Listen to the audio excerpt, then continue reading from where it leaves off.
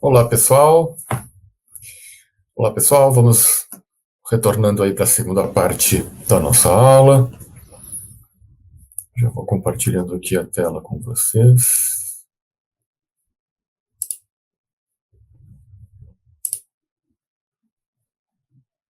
Muito bem.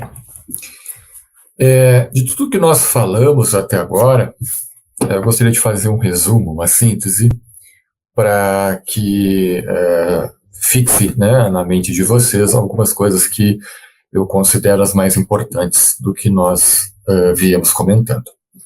Bom, de modo bem objetivo, então. Número 1. Não existem postulados definitivos em ciência. Aquela prova cabal, né, que não pode ser questionada, aquele fato comprovado, não existe do ponto de vista filosófico. Sempre é possível haver avanços e sempre é possível que algo no mundo real, no mundo dos fenômenos, se mostre diferente do que até então era entendido ou previsto, né?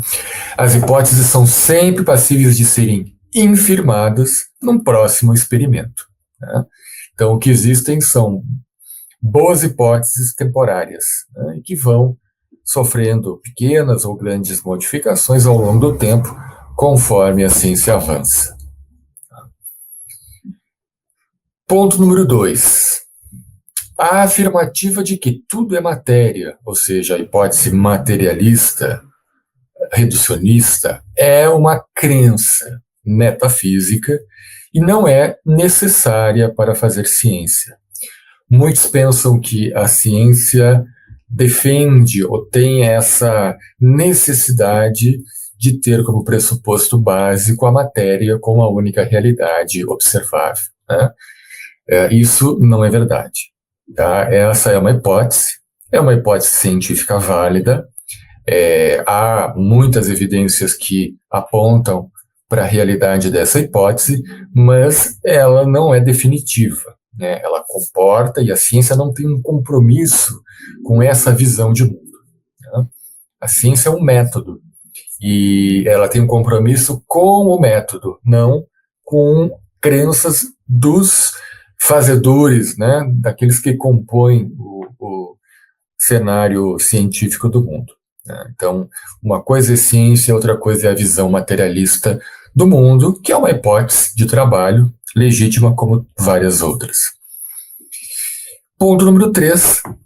O cérebro como produtor da mente é uma hipótese científica válida, pois é refutável, né? Ela preenche, então, um dos pré-requisitos, que é ser refutável mediante experimentação, mas não é um fato provado, não é a única hipótese, é aquela mais aceita, é aquela utilizada para a maior parte das pesquisas ainda nos dias de hoje, mas não é a única opção de entendimento possível, ok? Bom, então esse é um resumo do que nós falamos na primeira parte, e é importante ter isso em mente para a gente seguir aqui na sequência da nossa proposta.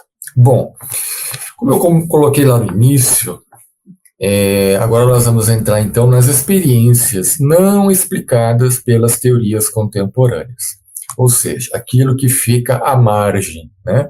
Aquilo que fica de fora e que não é explicado adequadamente pelas hipóteses atuais, em termos filosóficos, né? De o que é a mente, como ela é produzida, as teorias materialistas, enfim. Então eu vou trazer aqui uma série de situações que vão desafiar essa visão de mundo e essa visão da ciência. Por serem situações à margem e que ficam de fora de um mainstream, digamos assim, sobre elas recai muito preconceito, né? Sobre elas recai dúvida sobre a sua legitimidade, né? E é importante que se tenha essa dúvida, é importante que se questione a fundo essas questões, porque a ciência não pode avançar com aceitação e refletida de qualquer novidade que se apresenta, né, no terreno científico, né? As novidades, elas precisam ser muito bem pesquisadas e refletidas para que sejam incorporadas realmente ao âmbito da ciência, né? Só que, ao mesmo tempo que essa prudência e esse cuidado são indispensáveis, né, para que não se caia em falsas afirmativas e que a ciência não seja induzida a erro, né, porque isso traz consequências. Por outro lado, também há situações que ficam, mesmo apresentando as evidências, mesmo tendo pesquisa séria em cima, por não estarem dentro da explicação fácil, né, e de fácil adaptação ao que se acredita até então, elas ficam relegadas a uma não explicação, né? Fica um grande ponto de interrogação e isso ao longo do tempo vai chamando atenção, né? Então a gente está numa época em que tem se acumulado várias desses pontos de interrogação que ficam à margem de uma explicação adequada, né? Então, quando começa a haver muitos fatos, muitos experimentos, muitas situações que não são implicadas, não são explicadas adequadamente, isso acaba trazendo, eu acho que esse momento que nós estamos, uma série de dúvidas sobre a adequação das hipóteses que nós temos hoje em dia para explicar a mente e, por que não dizer, o universo, né, de um modo geral. Uma dessas situações, um desses conjuntos de fenômenos que não conseguem ser explicados adequadamente, a gente chama de EQM, né? São as experiências de quase morte. Acho que todos vocês já devem ter ouvido falar disso alguma vez na vida, né? Eu vou trazer aqui alguns conceitos sobre as experiências de quase morte e vamos conversar sobre isso. Bom, a experiência de quase morte, ela é uma experiência consciente, né, extraordinária, que ocorre em situações em que a pessoa é submetida a um evento que traz séria ameaça à vida, né? E, sobretudo, e mais comumente, em situações onde há parada cardiorrespiratória, né? O coração para, a atividade de respiração para ou é mantida artificialmente, né? E ocorre nessas condições em que o cérebro já não tem atividade elétrica, em que os pulmões já não estão ventilando adequadamente, ocorrem, estranhamente, pensamentos claros, lúcidos, bem estruturados, né, acompanhados de uma percepção do ambiente que ela é extrasensorial, né, porque os olhos estão fechados, o cérebro não está captando sons, não é possível, né, ter uma percepção via sentido, um estado de parada respiratória, né, cardiorrespiratória. Ocorre pensamentos lúcidos, bem estruturados, essa percepção, às vezes, do ambiente ali físico em que o paciente está, às vezes de outros ambientes, né? E ocorre o registro de memória em momentos específicos durante a parada cardiorrespiratória, né? Então, isso é descrito como experiência de quase morte, né? Esses eventos, eles ocorrem, repito, né, durante um comprometimento sério do sistema circulatório, respiratório, e o indivíduo encontra-se clinicamente inconsciente. Né? Então, um estado alterado de consciência com elementos bem definidos que caracterizam essa síndrome clínica, e essa caracterização ela se repete, ela tem um padrão já conhecido e ela vai se repetir em diferentes locais do mundo, diferentes culturas, idades, sejam pessoas religiosas ou não, que têm crença ou são ateus, independente da idade, né? E há muitos relatos em crianças. Então há uma certa estabilidade nos elementos que compõem essa experiência de quase morte. Um dos primeiros pesquisadores, que foi o Bruce Greyson, da Universidade da Virgínia, ele elencou, então, essas 8 características centrais que vocês veem aí na tela, como, por exemplo, a consciência de estar morto, né? O paciente se sente morto, fora do corpo, né? Geralmente, há a experimentação de emoções positivas, né? Não 100% das vezes, mas na maioria delas há a presença de emoções positivas, que são descritas como sensação de paz e de amor incondicional, né?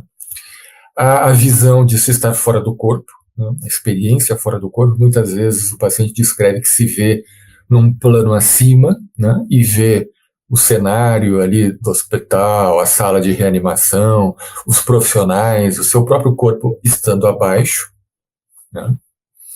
Algumas vezes vai haver descrição de deslocamento através de um túnel de luz até uma luz brilhante ao fundo, né? Então a experiência de túnel, né, ela é muito frequente e muito característica desse tipo de experiência.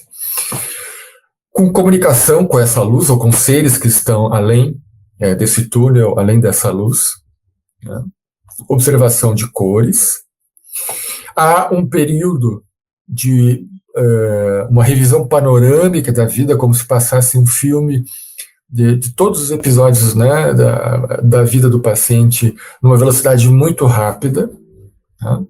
E a presença de uma fronteira, né, que não pode ser cruzada, né, senão o paciente não descreve que além daquele ponto ele não conseguiria voltar para o seu corpo, né, voltar para a sua existência física. Tá? Há estudos que mostram que há uma prevalência bem considerável de experiências de quase morte durante paradas cardiorrespiratórias. Esses estudos de prevalência vão trazer números muito diferentes de acordo com o critério, né, que se usa, com a profundidade da experiência. Pessoas que têm experiências mais leves, sem todos os elementos, né, e outras que trazem todo um conjunto de observações e de memórias, inclusive de elementos que são verificáveis, né, porque dizem respeito ao que foi feito na sala de reanimação ou durante uma cirurgia.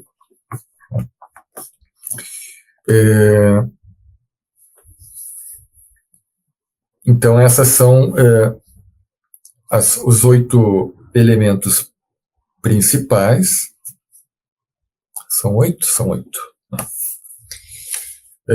E outros também, outras classificações, né, outros elementos que podem surgir, como a presença de paisagens, pastoris, né, encontro com parentes ou com pessoas conhecidas, mas que já estão mortas, né, esse diálogo com parentes ou amigos mortos. Então essa é a fenomenologia, né, da experiência de quase morte, com a presença desses elementos.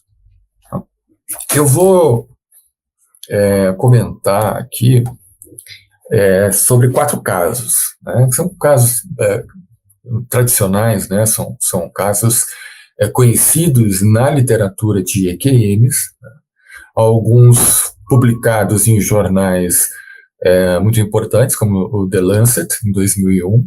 Né?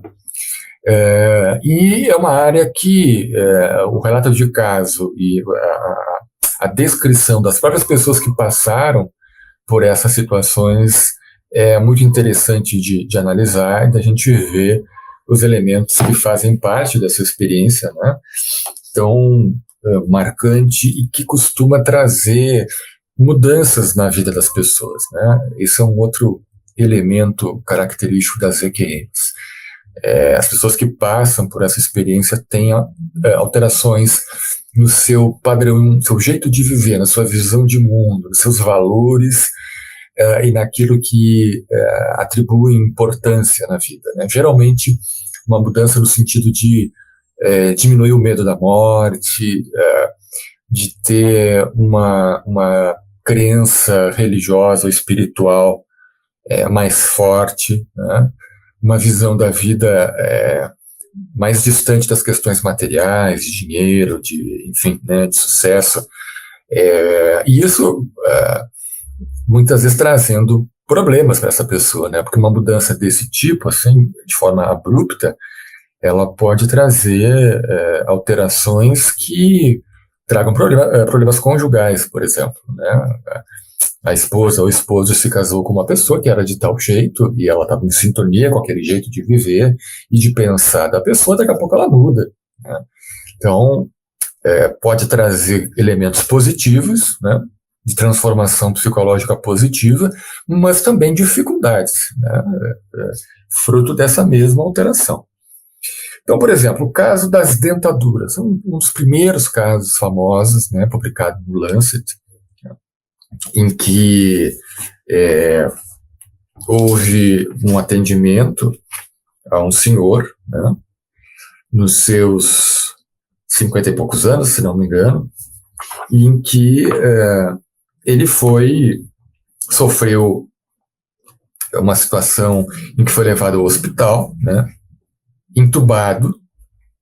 Ele teve uma parada cardíaca, uma parada respiratória, estava em estado de choque cardiogênico, né, a equipe hospitalar fazendo ali todos os procedimentos de reanimação, uma reanimação bastante longa, né, bastante longa, foi em torno de 1 hora de reanimação, né. E quando esse indivíduo, né, que beirava ali os seus 40 e poucos anos, 44 anos, foi atendido na emergência do hospital, um dos procedimentos foi a retirada da dentadura dele, né. Uma enfermeira que fez essa retirada colocou a dentadura dentro de uma gaveta do carrinho de parada, né. Aí esse paciente foi reanimado, né? Depois ele foi levado para a UTI, e dias depois ele conseguiu então, né, sobreviver, apesar da gravidade da forma como ele chegou no hospital e do tempo longo de reanimação, né?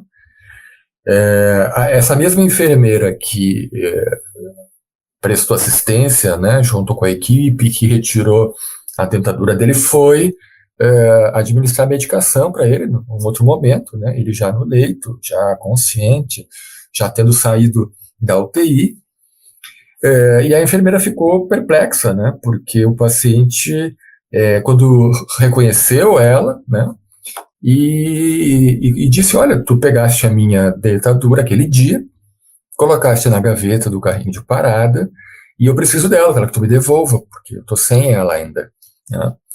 E a enfermeira ficou muito confusa, porque como assim, né? O senhor estava inconsciente, numa parada cardíaca, como assim tu lembra? Né? Isso foi dito para o senhor, então, Não, eu lembro. E aí ele contou a história, né? Ele relatou, então, que viu o seu próprio corpo deitado no leito, né? Que teve essa experiência fora do corpo, e assistia tudo de cima, né? Como se tivesse projetado no teto ali da sala de emergência. E observando o trabalho dos médicos, dos enfermeiros, as manobras de reanimação cardiorrespiratória sendo aplicadas no seu corpo, né? O paciente também descrevia em detalhes e corretamente, né, a pequena sala onde ele estava sendo reanimado, as pessoas que estavam lá dentro, as funções que os profissionais desempenhavam durante a reanimação, né. Ele ainda informou que ele temia que as manobras fossem interrompidas e que ele viesse a morrer, né, de maneira irreversível, porque foi um procedimento longo, né, que durou um tempo maior do que a média, né, digamos assim. E ele tentou, relata, né, no relato dele, ele tentou desesperadamente dizer que ele estava vivo e que os procedimentos de reanimação não deveriam ser interrompidos, mas ficou frustrado, porque, né, naturalmente ninguém conseguia perceber. Ele recorda que depois disso ele perdeu por completo, né, no medo da morte. Em 4 semanas teve alta hospitalar sem qualquer sequela. Né. Esse caso ele foi descrito em detalhes, né, num artigo publicado no Lancet, e foram verificados esse relato, essas situações, e eram perfeitamente coincidentes com o que de fato aconteceu na sala de reanimação. Né? Então foi um dos primeiros casos bem documentados, com um relato rico de informações confirmadas por aqueles que fizeram parte do procedimento, né?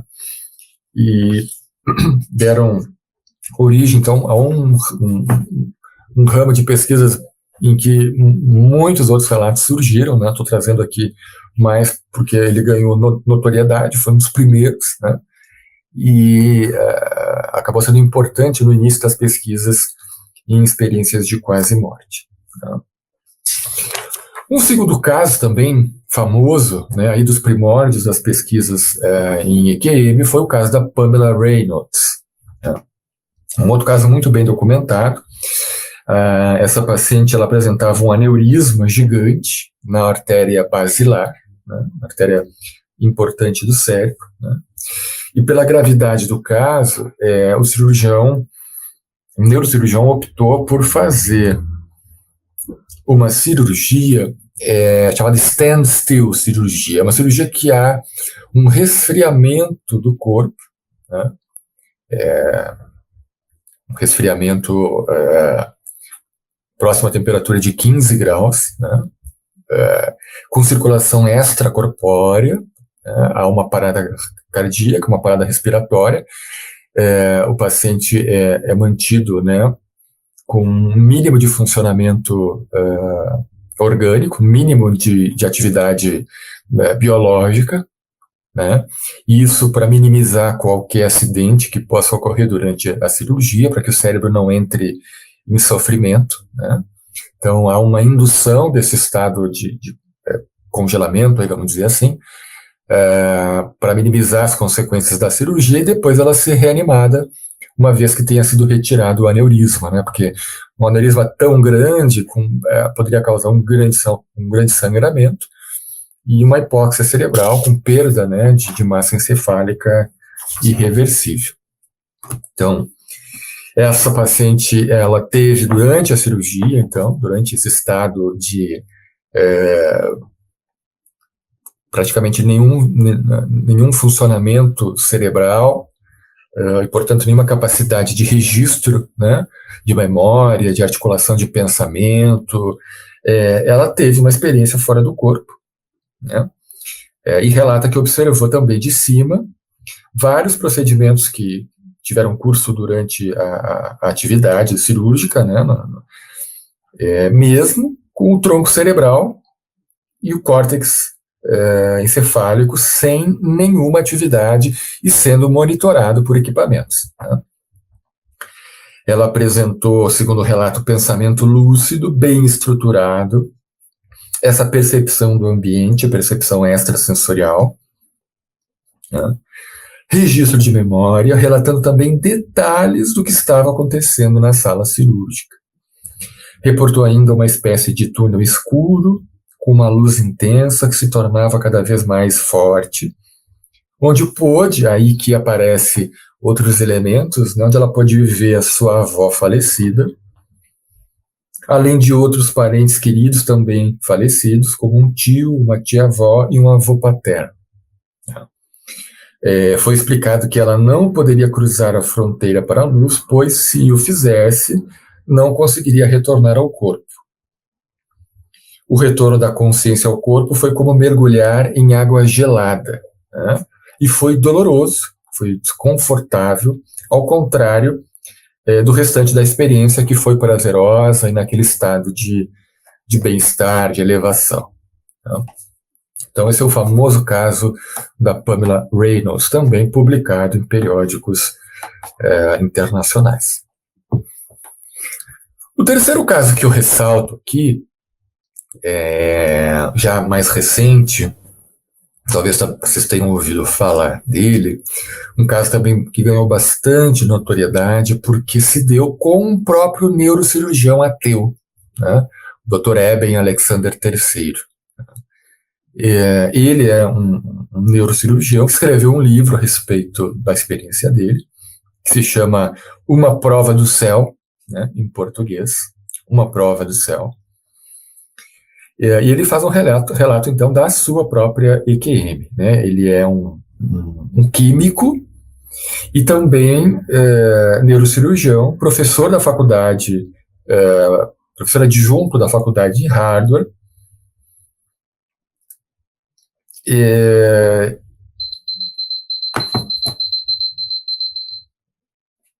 Desculpa, ele ativou um alarme aqui. E ele ele teve uma infecção cerebral, né, uma encefalite, com uma meningite, por uma bactéria bem comum, que é a Escherichia coli, e teve um grande aumento da pressão intracraniana, né, uma contaminação do líquor, né, que estava com muito pus, perdeu a consciência, entrou em coma profundo, e ele relata, então, nesse processo de coma profundo, a percepção de uma luz brilhante que levou a um mundo mais belo do que ele já tinha visto. Né? E ele traz um outro elemento que também é muito comum nas experiências de quase morte, que é a sensação de que essas memórias, que essa experiência, ela é mais real do que a própria realidade. É uma experiência de hiperrealidade. Então, é diferente da experiência do sonho, ou da imaginação, ou mesmo da realidade comum, né? Ela, de alguma maneira, ela fica uma memória muito ativa, muito fixa, que não se deteriora durante o tempo, e foram feitas pesquisas com esse tipo de fenômeno, né, de hiperrealidade, mostrando que é muito diferente, realmente, a experiência do sonho ou da fantasia, com essas experiências hiperreais que não sofrem degradação ao longo do tempo. Quer dizer, o paciente fala algo logo depois que voltou da experiência de quase morte, daqui a 15 anos é feito uma nova entrevista e o relato é o mesmo, né? Quer dizer, não houve perda da qualidade da descrição.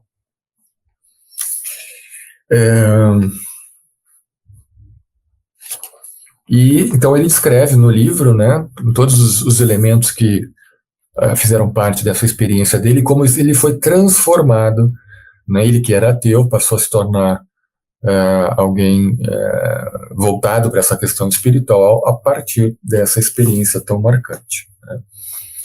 E outro caso que eu trago aqui, que é do nosso meio, né, do brasileiro Lars Grael, iatista, quando sofreu aquele acidente, né, com a perna, né, ele que é um medalhista olímpico, sofreu um grave acidente no Yacht Club lá no Espírito Santo, teve um dos membros amputados, né, por ter sido atropelado por uma lancha.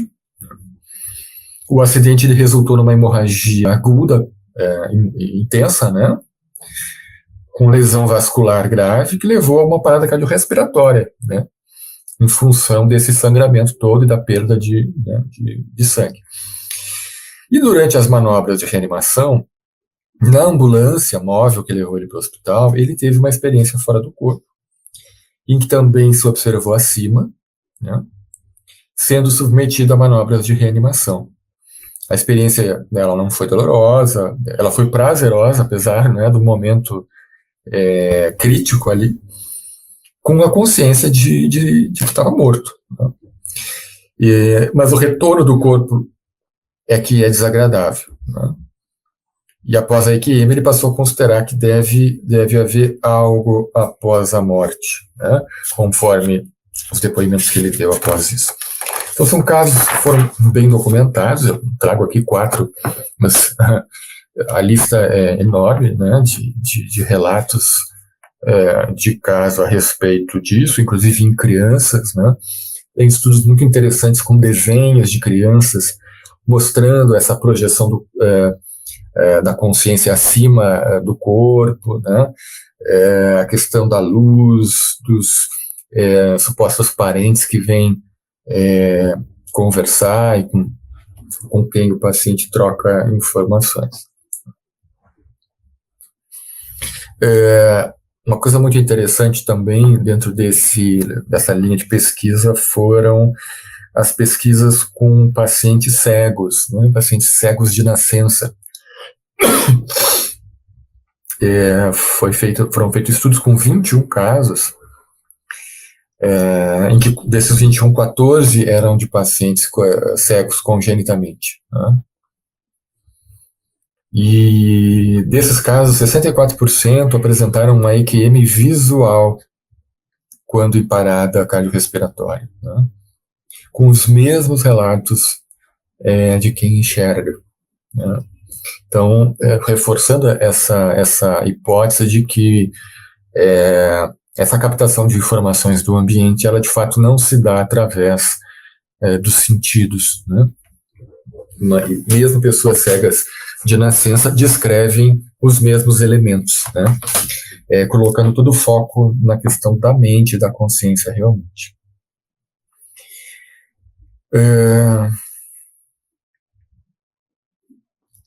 Pois é, então acho que esses eram os pontos principais que eu queria trazer, né? Foram levantadas naturalmente muitas explicações, muitas hipóteses explicativas para esse fenômeno, né? Desde a própria hipóxia cerebral, hipóxia na retina dos pacientes, recapitulação de memórias do canal do parto, né? Pacientes que possam ter tido parto vaginal, né? Ter alguma memória desse processo que pudesse ser correspondente ao que é chamado de túnel de luz, né?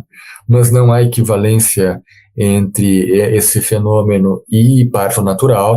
Os pacientes relatam essa mesma experiência e nasceram de cesariana. Há hipóteses explicativas de que o paciente tenha entrado em sono REM, né, e por algum motivo ter esse tipo de experiência como um sonho, né, durante a hipóxia cerebral, mas estudos eletroencefalográficos não sustentam essa hipótese, porque muitos pacientes são monitorados, né, sua atividade elétrica cerebral, e eles não estão em sono REM, né? Isso é possível de verificar objetivamente, né? Outros advogavam o efeito dos fármacos utilizados na reanimação ou na anestesia, que pudesse induzir estados alucinatórios. Enfim, há um grande número de explicações, mas nenhuma realmente consegue nos dar sequer uma pequena esperança de que a explicação fisiológica ela é mais ou menos por aqui, né? Todas foram frontalmente refutadas e não se tem realmente nenhuma boa teoria que explique esse fenômeno tendo por base, né, a hipótese materialista, a hipótese do cérebro produtor da mente, né? Para explicar esse tipo de fenômeno, a gente tem que lançar a mão de hipóteses explicativas que se encontram fora dessa perspectiva da relação cérebro-mente.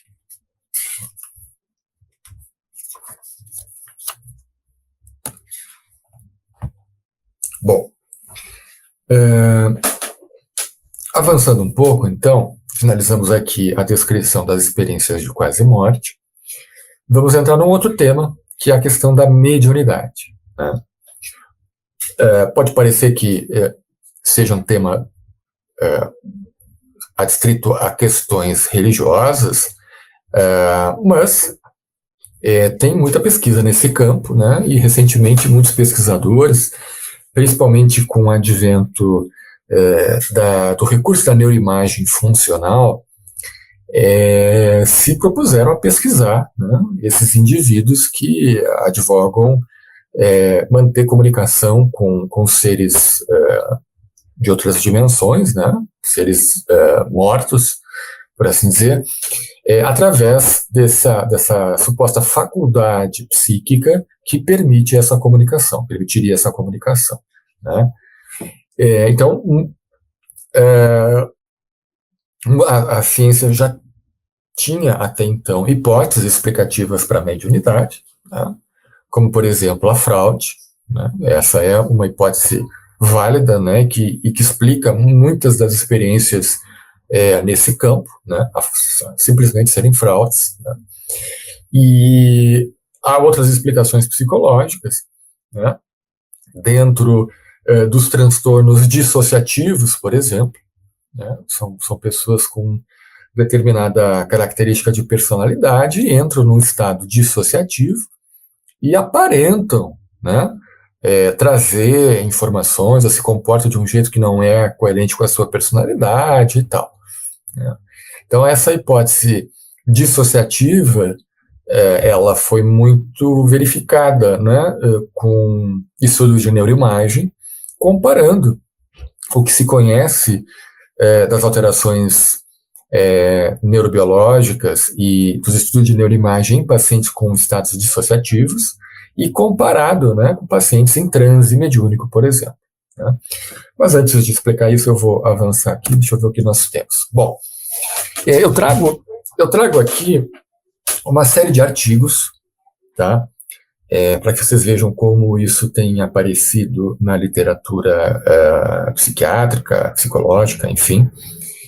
Aqui temos um estudo publicado no Archives of Clinical Psychiatry, em 2015, né, que estuda a mediunidade, revisão de estudos quantitativos publicados em todo o século XXI. É um estudo de revisão, então, das pesquisas publicadas em mediunidade ao longo do século XXI, né. Bom, o que eu saliento aqui em vermelho os resultados. Opa, vou voltar aqui.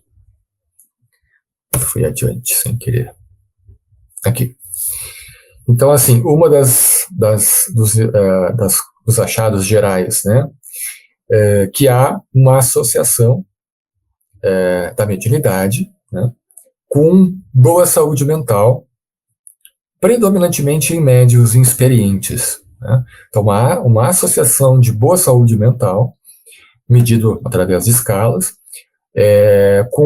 em médiuns experientes, né? E esse era um outro ponto, né, que se tinha como certo, né, que essas pessoas elas tinham uma maior pobreza, né, em termos psicológicos, e eram portadoras de transtornos mentais, eram pacientes, como eu falei, que tinham quadros dissociativos, tinham personalidades mais propensas a quadros dissociativos, ou sofriam mesmo de transtornos psicóticos, mas que estavam estáveis durante um certo período da vida, e tinham alucinações visuais, auditivas, semelhantes a pacientes com esquizofrenia, por exemplo, né? O que se viu que não é bem assim, né? Quando se foi para estudos observacionais e verificar mais a fundo essa questão, não há essa associação de doença mental com mediunidade. Pelo contrário, eles pareciam ter uma saúde melhor e uma boa inserção social, uma boa capacidade de funcionamento em sociedade, né? Bom, então esse foi um dos primeiros achados dignos de nota, né? O que a gente achava anteriormente parece que não é bem assim. Aqui, então, uma segunda pesquisa, né, do Júlio Pérez, que é um psicólogo brasileiro, de neuroimagem e mediunidade, uma professora ali de pesquisa. O Júlio fez a primeira pesquisa, se não me engano, em mediunidade e neuroimagem, né? Ele levou para os Estados Unidos uma série de médiuns brasileiros, se eu não me engano, acho que foram em torno de 20 ou 30 médiums, e colocou eles lá para fazer esse estudo de neuroimagem funcional na equipe do Andrew Newberg, né? E encontrou achados muito interessantes, né? Muito interessantes.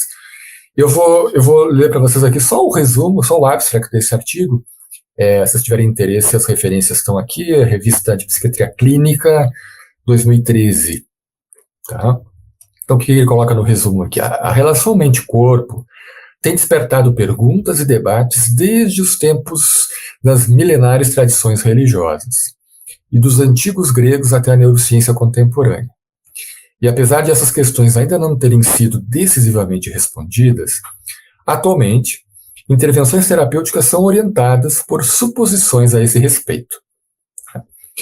As investigações sobre os correlatos neurais da consciência e expressões mentais progrediram ao longo dos últimos 15 anos por meio do desenvolvimento de métodos de imagiologia funcional do cérebro, né? Coisa que até então nós não tínhamos, né?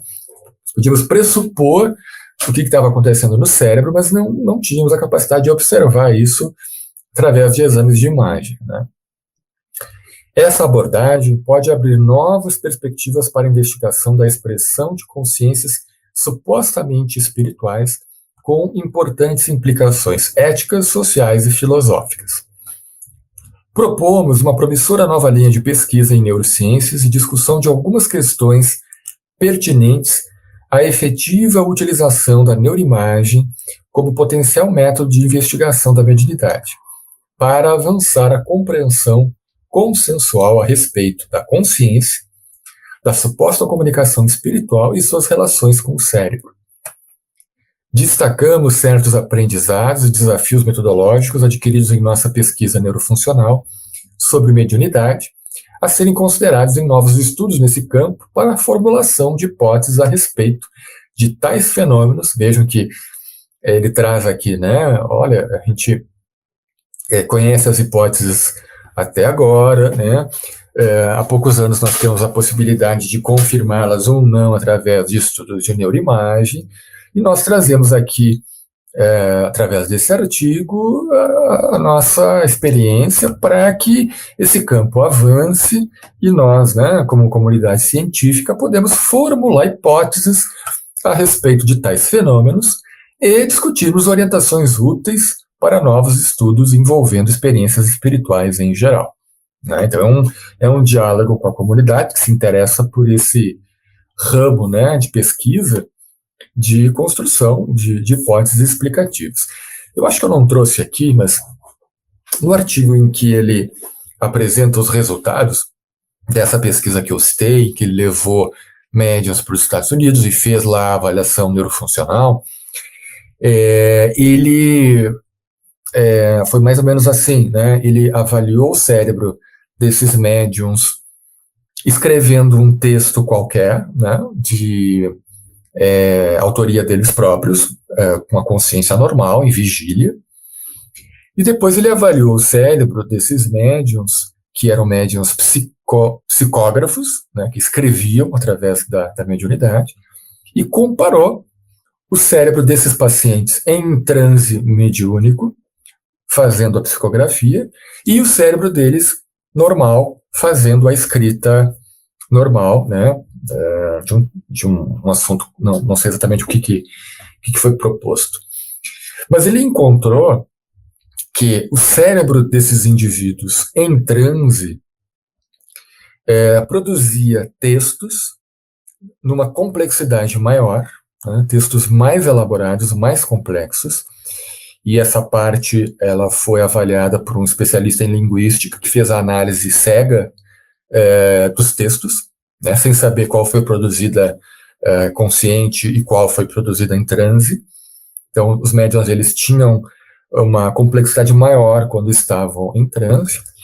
E na neuroimagem, curiosamente, as regiões cerebrais responsáveis pela linguagem, pela concatenação do pensamento, pela articulação das ideias e memórias, ela estava hipofuncionante.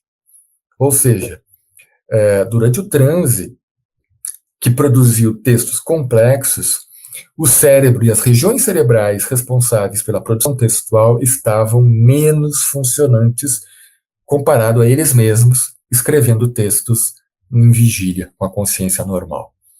Tá? Então, uma das conclusões, né, foi justamente que a hipótese da dissociação ela não era muito coerente com os achados da pesquisa, e ele trouxe esse dado que, como é que a gente pode explicar isso? Né? As regiões cerebrais estão menos ativas e os médios estão produzindo textos mais complexos, mais elaborados. Quer dizer, tem uma incongruência aí, um achado atípico, que naturalmente precisa de outras pesquisas que repliquem esse tipo de achado, mas ele traz um elemento para discussão, né, refutando a hipótese da dissociação e não sei se ele chega a articular alguma hipótese explicativa, mas acho que ele só refuta a hipótese da dissociação como sendo a melhor explicação para aquele tipo de fenômeno ali. Bom, e aqui ele traz, eu peguei só alguns trechos dessa revisão que eu mostrei aqui, que as principais manifestações mediúnicas, segundo esse conjunto de artigos que ele avaliou, foi a incorporação, que é a experiência de sentir um espírito no próprio corpo, a psicofonia, né, que é a experiência de expressar verbalmente o que o espírito comunica, a clareaudiência, a experiência de ouvir espíritos ou ruídos produzidos por eles, a clarividência, que é a de ver, e a psicografia, experiência de escrever o que o espírito comunica. Né? O que tem mais aqui de importante? Aqui eu salientei, acho que é exatamente isso, né? Que é a tendência de correlação inversa encontrada. Ou seja, as regiões cerebrais com menor fluxo sanguíneo durante o transe estavam relacionadas ao estado de a psicografia, né? São as regiões do culmen esquerdo, hipocampo esquerdo, giro occipital inferior esquerdo, giro do cíngulo esquerdo, giro temporal superior direito e giro pré-central direito. Né? Mostrou uma tendência, então, à correlação inversa. Os níveis crescentes de complexidade foram associados com diminuição da perfusão nessas regiões. Né? Então, essa tendência de correlação inversa, quando levada em conta a complexidade do conteúdo psicografado, requer discussões futuras e novos estudos para a formulação de hipóteses explicativas. Muito bem. Uma outra pesquisa aqui do Alexandre Moreira, também um psiquiatra brasileiro, professor da Universidade Federal de Juiz de Fora, publicado aqui na Revista de Psiquiatria Clínica. Ele traz uma revisão das evidências das pesquisas em mediunidade e essa relação mente-cérebro, né? Que é, do ponto de vista filosófico, que nós estamos discutindo aqui. E eu trago os resultados, estudos bem controlados, antigos e recentes, sugerem que médiuns podem exibir habilidades e conhecimentos compatíveis com personalidades falecidas e improváveis de terem sido obtidos por meios ordinários. Então, na análise da literatura, ele está aqui refutando, por exemplo, a hipótese de fraude, né? Ele está legitimando, segundo o grupo de pesquisa dele e a análise da literatura, que, de fato, há uma dificuldade de explicar como é que essas pessoas, médios, tiveram acesso a informações e conhecimentos que não poderiam ter, né, por meios comuns, né, e que são compatíveis, de fato, com as alegadas personalidades, né, personalidades, né, que seriam as responsáveis pela comunicação. Nas conclusões, o uso de métodos de pesquisa contemporâneos, como a neuroimagem, em experiências mediúnicas pode proporcionar a necessária ampliação e diversificação da base empírica Ou seja, quanto mais a gente observa a realidade, os fenômenos do mundo, maior a nossa capacidade de entender esse universo e de explicar, né, o que acontece, para o avanço de nosso entendimento do problema mente e cérebro. Esse autor aqui ele bate muito nessa tecla de que é necessário ampliar a base empírica, né? Por exemplo, se a gente for entender a saúde mental somente a partir de pacientes que procuram serviços de saúde, a gente vai entender somente de pacientes doentes. Né? E essa é uma grande crítica à obra do Freud, por exemplo. Né? Todas as conclusões deles foram tiradas a partir de pessoas que buscaram a terapia. Ele nunca estudou pessoas que não foram buscar terapia. Né? E nunca foram estudadas pessoas da população geral. Né?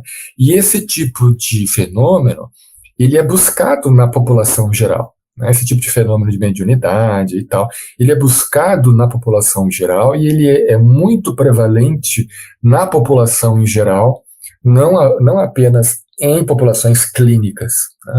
Então, quando ele fala que é preciso ampliar a base empírica, ele está dizendo isso, né? É preciso pesquisar a população como um todo, não apenas a população clínica que busca serviços de saúde. E eu vou trazer aqui para vocês um videozinho curto do Júlio Pérez, que é aquele psicólogo que eu apresentei a primeira pesquisa ali.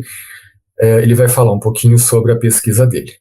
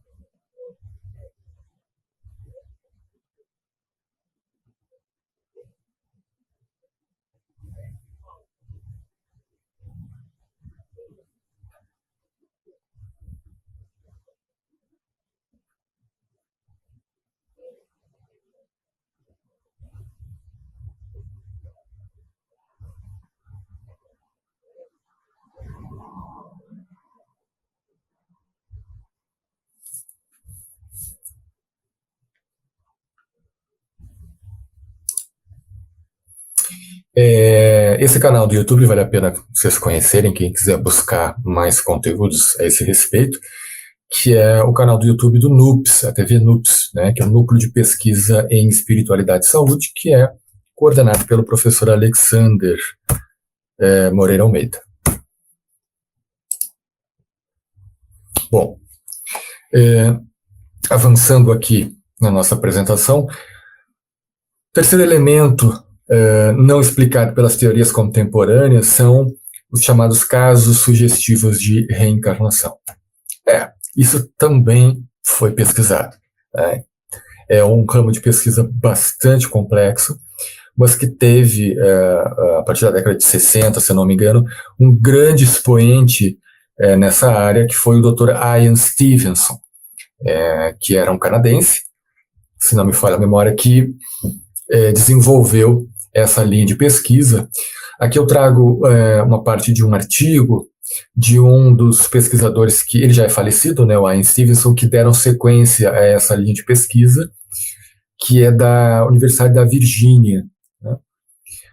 Aqui ele traz crianças que advogam, né, que dizem lembrar vidas passadas, passado, presente e o futuro das pesquisas, né?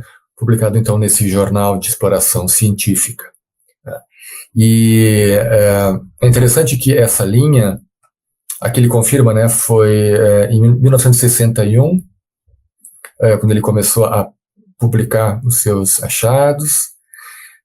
Foi um pesquisador muito reconhecido e pela seriedade, né, do método que ele utilizou e as descrições que foram buscadas em diferentes países do mundo, que traz não só lembranças, não apenas memórias, mas ele encontrou também um número de birthmarks, né, de marcas de nascença, né, que tinham correlação com feridas que foram sofridas supostamente pela pessoa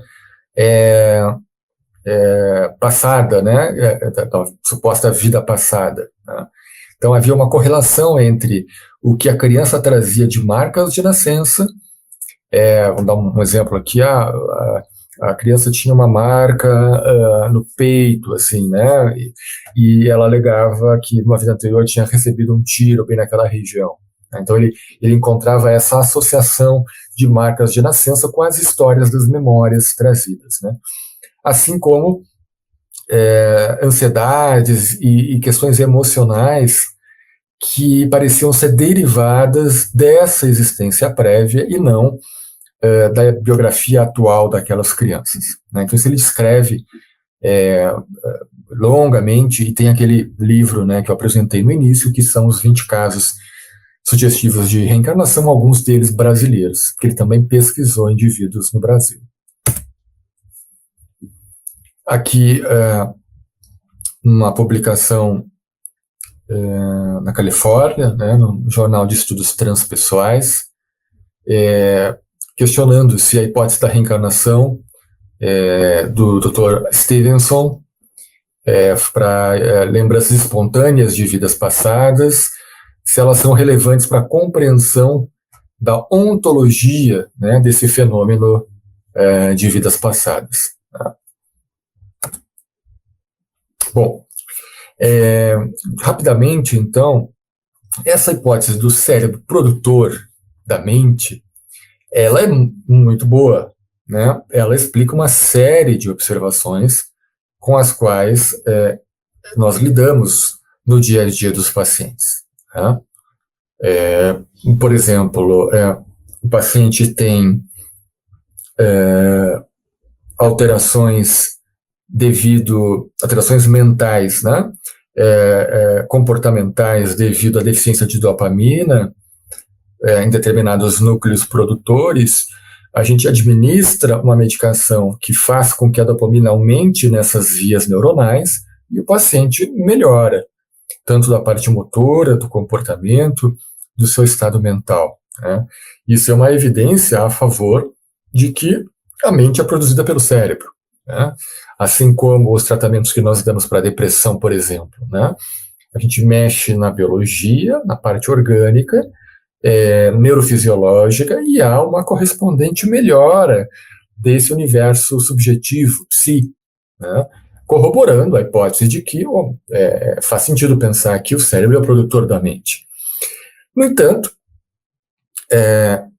como a gente tem comentado aqui, essa maneira de enxergar a relação mente-cérebro ela não explica, por exemplo, o efeito placebo, né? A neuroplasticidade em estudos de meditação, a neuroplasticidade em estudos de terapias cognitivas, as EQMs, a mediunidade, os casos sugestivos de reencarnação, né?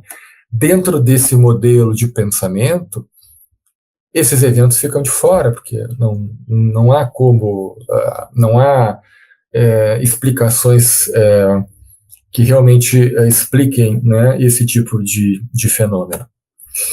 E para finalizar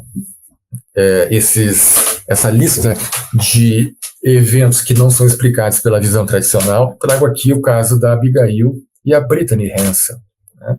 Todos vocês já devem ter ouvido falar, né, nessas gêmeas siamesas que nasceram ali na década de 90, acho que foi em 1990, estão vivas até hoje, para que eu saiba. E apesar de terem a mesma carga genética, elas são gêmeas univitelinas, né? E apesar de terem vivido todas as experiências de vida exatamente iguais, porque por motivos óbvios, né, elas não se separaram nesse período, elas têm personalidades muito diferentes, gostos diferentes, pensam diferentes a respeito de vários assuntos, têm aptidões diferentes, né? Então, como é que a gente explica isso, né? Quais são os elementos que compõem a nossa personalidade? Quais são as influências que fazem com que nós sejamos quem nós somos? A gente sabe da genética, evidentemente, esse é um elemento importante. A gente sabe dos fatores psicossociais, né, do ambiente que influencia a nossa maneira de ser, as influências das figuras paternas, né, do tipo de vínculo que temos com elas, né, o tipo de apego que desenvolvemos. E quando tudo isso é absolutamente igual, o que explica as diferenças entre essas duas personalidades, né? A nossa hipótese biopsicossocial, tudo que nós conhecemos em torno de elementos que compõem e que influenciam a nossa personalidade são idênticos no caso da Abigail e da Brittany, né? Mesmo questões alimentares, né?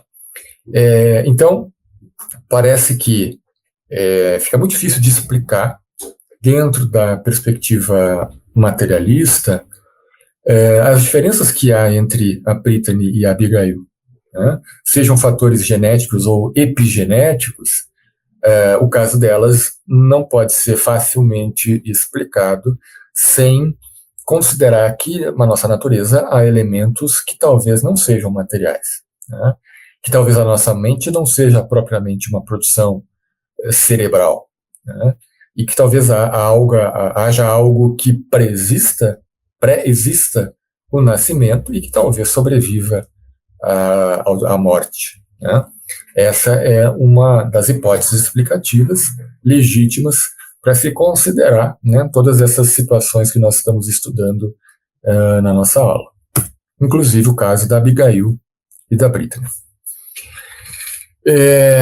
Eu abriria espaço para nós conversarmos, divergirmos sobre essas questões e trazermos outros elementos, mas eu vou encerrar aqui essa parte e volto na última sessão com as conclusões finais aí do nosso encontro de hoje.